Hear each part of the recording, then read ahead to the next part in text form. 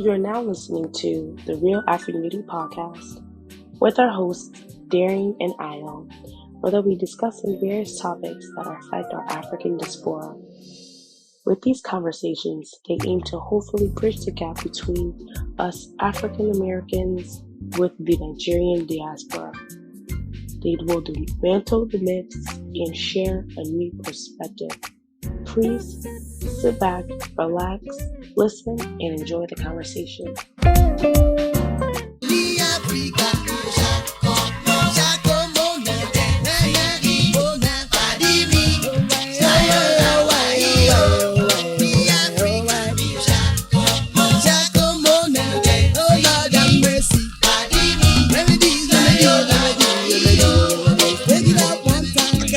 Jack when the break, I never wet.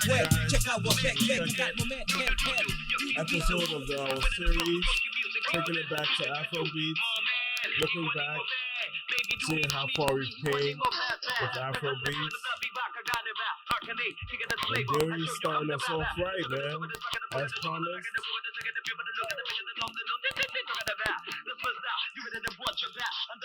Wow.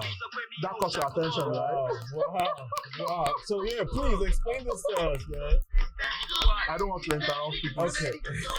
I don't want to interrupt people's psychic feeling when it comes to this like a double submachine because Eddie Montana operates this way. Dancing on the devil is every day. 7 days a week, it doesn't make you freaky. But all that goes around, not the best in town because the best of sounds, there's no doubt about it. You up the mic, you won't hesitate to shout it. Listen to my story, it's got to be so. Eddie Montana is surely pleased.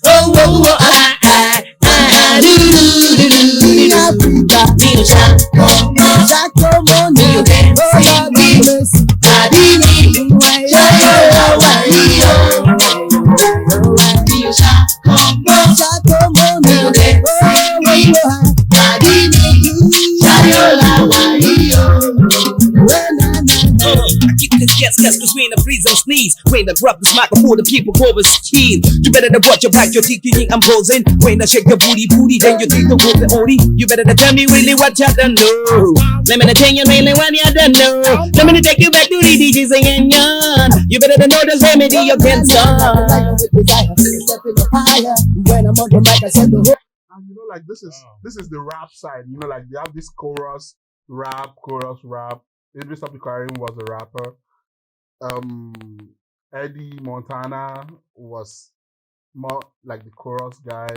Tony Tetula was like more of the chorus guy, but also like supporting the like backup and so on.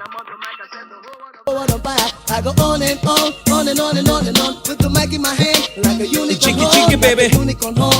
I'm stepping out strong. The other MCs are double on the wrong. The most devastating, inspiring, cultivating, educating, never to do it. The life MC. Cheeky, baby. We are the best, and you must believe. Ready melodies, surely bliss. The Africa, come on now, oh Lord have mercy.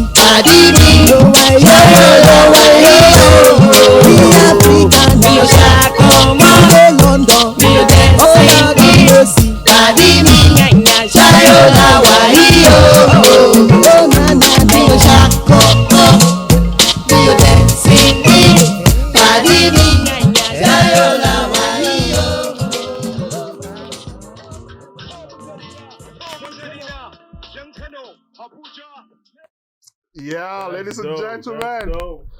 On that note, I welcome you to the second episode of Real Afro Unity Entertainment. You know, that's what we're talking about. Shakomo by the group Remedies from album Peace. I think they dropped it in 1999. And this album was one of those albums that put Afrobeat to the level that it is today. Wow. This group as a whole, made up of Remedies, Eddie Montana before Eddie Remedies, Idris Abdulkarim, and Tony Tetula. So explain this, break it down. I'm here, I've been born here my whole life to an American guy that loves Afrobeats. Yeah. Current state Afrobeats, but is unaware of the the history behind it. Can you break it down to me, like this group? So this group comprises of 3 people that I just mentioned before, like while we were listening to that song, and afterwards of Idris Abdul Karim, Eddie Montana, and Tony Tetula, signed to Kenny's Music. Kenny's Music was the Def Jam of Nigeria back then. So Kenny Ogumbe and D1 were like, I think they started presenting on Ray Power or something. They studied in the US according to the story. I think they were in Los Angeles or California. I'm sure they were in California. I'm not sure the exact part. Saw everything that was happening. Entertainment was booming. Artists coming up, you know. So they came back to Nigeria, and one way or the other found a way of doing shows on radio and TV. Wow. And they founded the label called Kenny's Music. And that was the platform that 90% of big Afrobeat artists back then rose up from. Wow. Kudos to them. Kudos to them. Wow. Afrobeat will not be where it is today. I'm sure there are like other partners and other people that played major parts. But when it comes to record labels, people like giving people signing artists, I think they were the first in Nigeria. Wow. There might be some before them. I mean, all these Sony artists, they were already signed to Sony Music back then. I'm telling you. The King Sony artists of this world, they were like signed to like foreign labels. They might have their own recording label, but when it comes to signing artists, Afrobeat artists, selling albums in Nigeria, Kenny's Music. Kenny's Music. Kenny G. Wow. So like that is from the bless you. So that is from the this album is from the staples of Kenny's Music. And they signed a whole lot of artists. But after this album, that was the end of this group. So it was a one and done type of situation? So how long did they have their reign for? I don't know. Okay. As a group? Yeah, as a group. Not more than 2 years or 3 years. Wow. And so what happened? What's the transition after that? So what happened? Now the story continues, right? Yeah. Was the group broke up. Wow. The accusation, I wasn't there, you know, and I wasn't part of the group, you know, was that Tony Tetula feels like he's not being treated well in the group. Now, maybe the other group members felt like, well, you're not really doing anything. Like, you're just dancing and backing up the chorus, basically. So, I'm not sure of what the story is. I wasn't there. I'm just telling you of what people, you know, and you know, people throw stuff outside, you know. Maybe to stick PRs, maybe to buy sympathy for Tony Tetula, or to just make it the other two people look bad. The other two people, I think they did another album after that. Wow, okay. But Tony Tetula left the group and became a solo artist. But guess what? He was still signed to Kenny's Music. Oh. So when I say Kenny's Music, the part they played in a whole lot of artists' life, you know, like back then Afrobeat cycle, it was huge. So what did Tony Tetula do after that time? Tony Tetula, and this, you can tell me if I'm wrong, guys. Tony Tetula, from what happened, gave us the first ever diss track in Afrobeat. Oh, snap. What? It was like that? I'm telling you, bro. Damn, so, wow. The first ever diss track that made, I mean, people might be, they were diss track, you know, like maybe artists just popping chests and saying, oh, I'm the best, you're the best, then we go sing. Even these Cornelius and Ebenezer Obis, they do it, you know, like the different genres of music. Right. But for me, the first diss track to make it like big time in Nigeria was Tony Tetula, Omode Meta. Explain this, break it down. So when he left the group, there's this folk Nigerian song called Omode Meta Shere. Shere O, One Shere Ayo. It's a folk song. He now made it into a music. Omode Meta means three kids are playing. Who are the three kids? Tony Tetula, Eddie Remedies, Eddie Montana. So he made that Omode Meta Shere. He now featured Plantation Boys. That was another group that was existing back then, consisted of Two-Face, Face, and Blackface. Then featured Rock, Rugged, and Raw. Another set of three artists that they had a song called Waiting Day. Waiting Day, oh, Waiting Day, bad belly won't make yawa day. Yeah, Rock, Rugged, and Raw. Or talk what you enemy low. You know?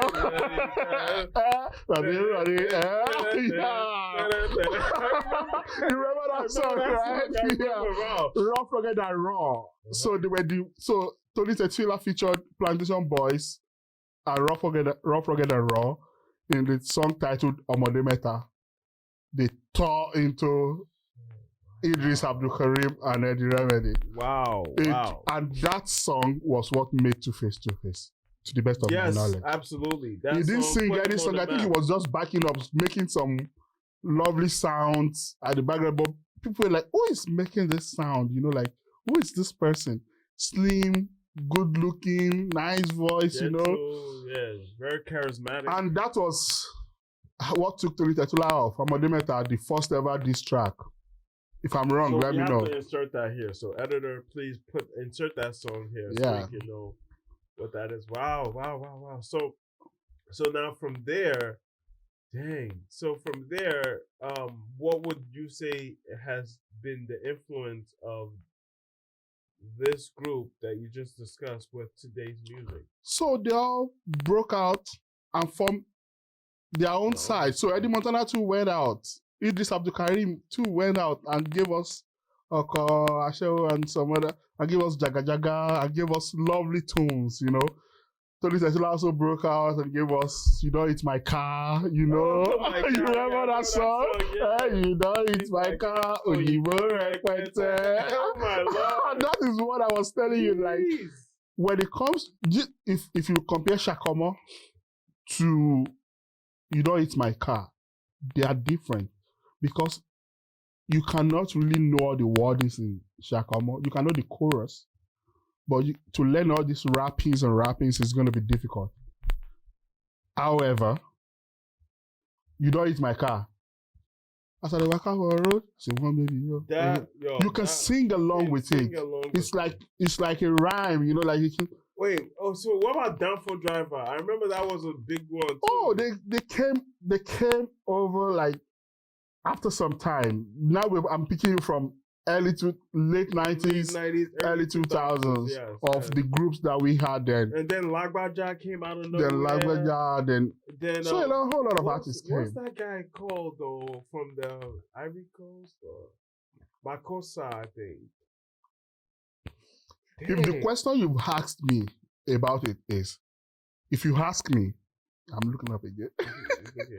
If you ask me, what is the biggest Afro song ever, not Afrobeat, Afro song ever made, I will tell you, Premier Gao, Magic System. You have to play that. Play it, please. I want to know the song. I thought it was African Queen. No, to me, no.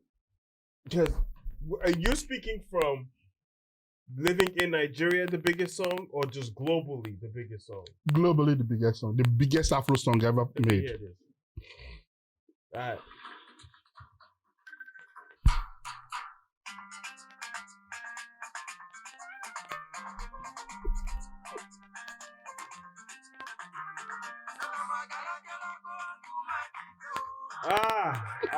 Oh man, I gotta say it. Well, listen, I want you guys to vote on this. Either this song or I have to say African Queen, man. This was big though. I have to. So for me to say this is big, this is what I used in judging it. when this song was popping, none of us, even in Nigeria, that was jamming to it, understood one word of what he was saying. In Nigeria? Yeah. Do you speak French? No, I don't. That's true. You're right. So, it was, this song till date will still make 96% of your party or club attendees stand up on their feet and dance. Yeah, yes. Dang.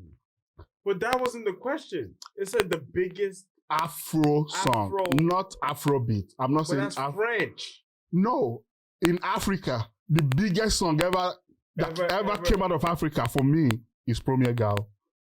See, the biggest song out of Nigeria that put Afrobeat in the world was African Queen. Yes. Now, let's remind people. Hold on. Yo, this song has everybody. You're my African queen. Shut. They used it in movies. And that is true. But that does not, movies is not what we judge a good song by. It's a soundtrack. But so I can listen to a song and enjoy the soundtrack. Okay, let me. Here's from my perspective. Yeah. Here's how I view it.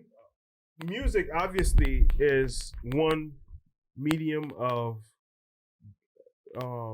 sharing content. Yeah. But music is also movies are also a very big market. Yes. Not everybody that listens to music watches the same movie.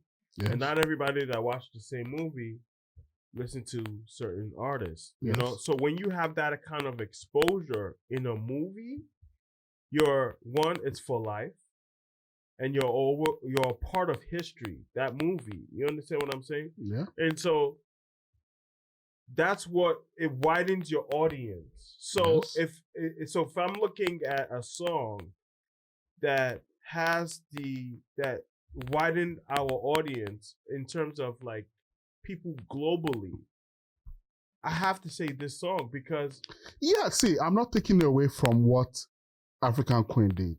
Okay. I'm not saying it's not one of the greatest. Okay. I'm saying to me, the greatest song from the planet of Africa to the world. The continent of Africa. Sorry, the continent of Africa is Premier Gal by Magic System.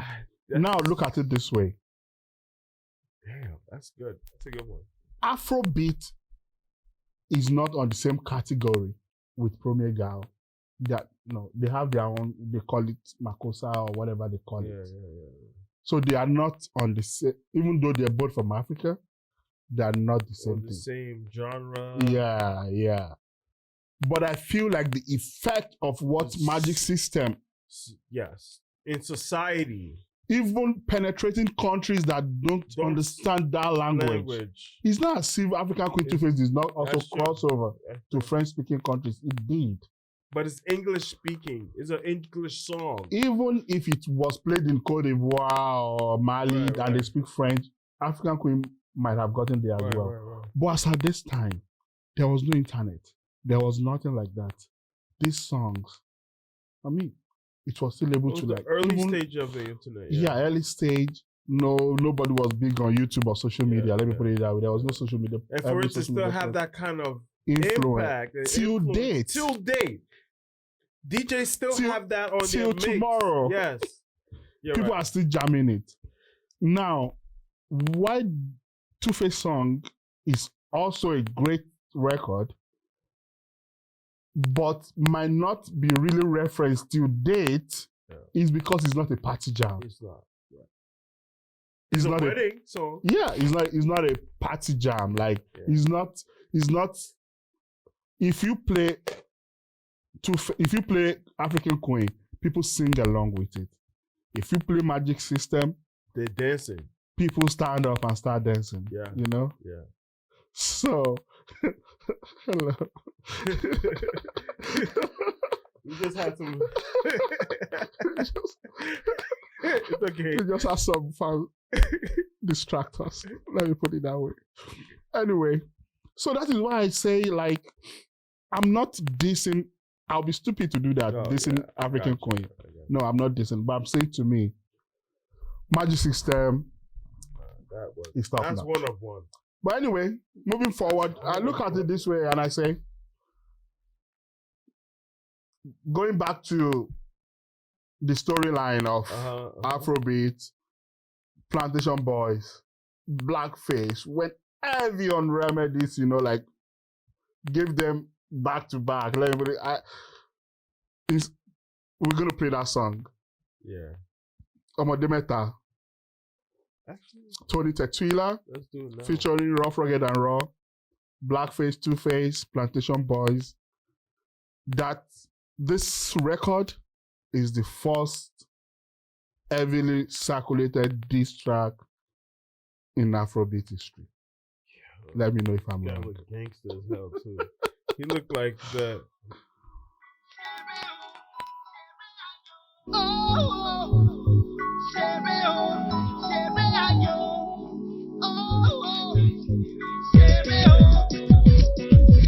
Ọmọdé mẹ́ta ìṣeré o. Àìsè ọmọdé mẹ́ta ìṣeré o. Ọ̀kan ló ń fẹ́ kọrin. Ọ̀kan ló ń fẹ́ rap. I think Blackface is the first one that Ọ̀kan comes ló in. ń fẹ́ máa jó.